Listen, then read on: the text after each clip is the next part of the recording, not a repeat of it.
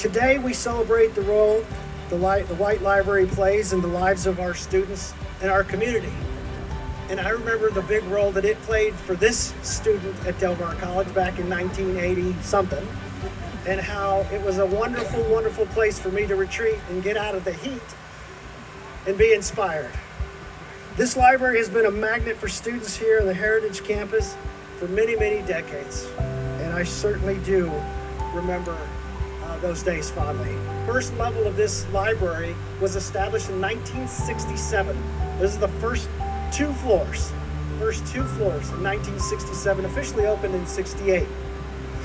Floors 3, 4, and 5 were established and built upon and added on in 1979. The library is named after the late William F. White Jr., who served as a Del Mar College Regent for 33 years, from 1951 to 1984.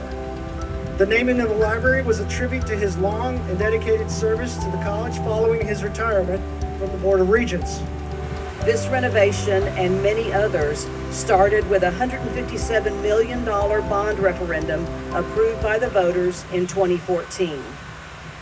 You helped make this happen. You are every bit as much of the DNA of this building as every student and every faculty member who has walked through it. So on behalf of the Del Mar College Board of Regents, I want to express our continued appreciation to the community for investing in our students' futures. This wonderful library is open to all who can utilize its resources. Libraries are the foundational ingredients of an informed community. They support literacy, help students succeed, and provide invaluable information resources to our community. As someone who has seen the transformation of this college over the past 10 plus years, I can tell you that the White Library is indeed the crown jewel among many crown jewels on our campuses. As Dr. Escamilla mentioned, each floor of the library has features that make it so much more than just books and shelves, and we think you'll be impressed.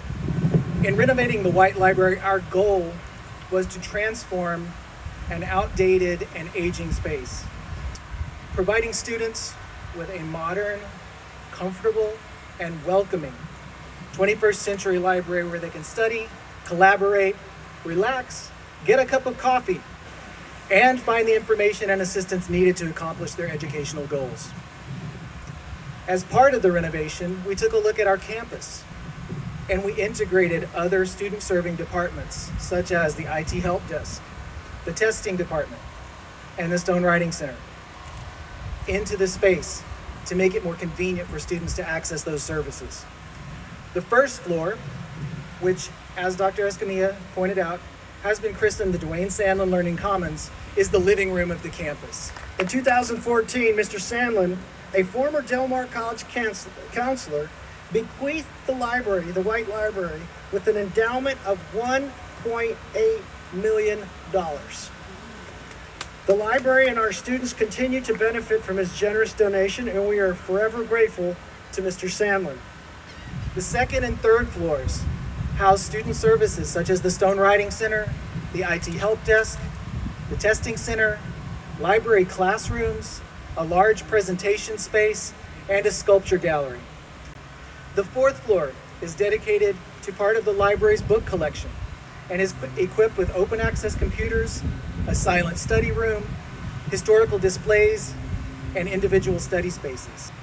The fifth floor, as Dr. Escamilla noted, now showcases 360-degree view of the city of Corpus Christi, fully glass all around, and it provides an abundance of natural light. Renovation of the library was a substantial multi-year effort that included every floor.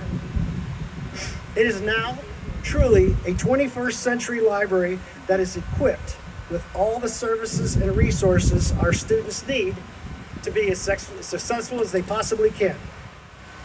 For us to partake in the near miracle of my writing down some letters, or for you to understand the words which they form, neither one of us needed to invent a language or an alphabet from scratch.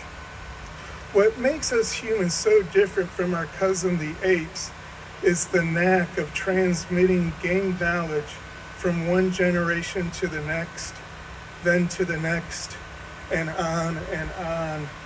From paintings on cave walls to photos of galaxies from space telescopes. Today we celebrate a building which is both a machine in and monument to this most human of endeavors. But I ask you to remember that steamboats and starships go nowhere without their crews and are pointless without passengers to take along for the journey.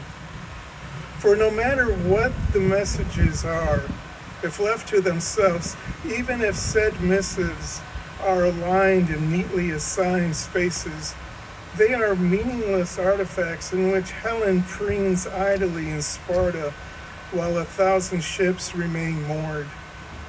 Don Quixote lets windmills spin in peace, Tom and Huck sleep like angels, and the devil leaves Faust untempted. For nothing can happen until a reader turns a page or clicks on a link, swipes left or right, and engages in the task of bringing the past forward, all the while exploring new and unmarked paths to distant futures. Thank you.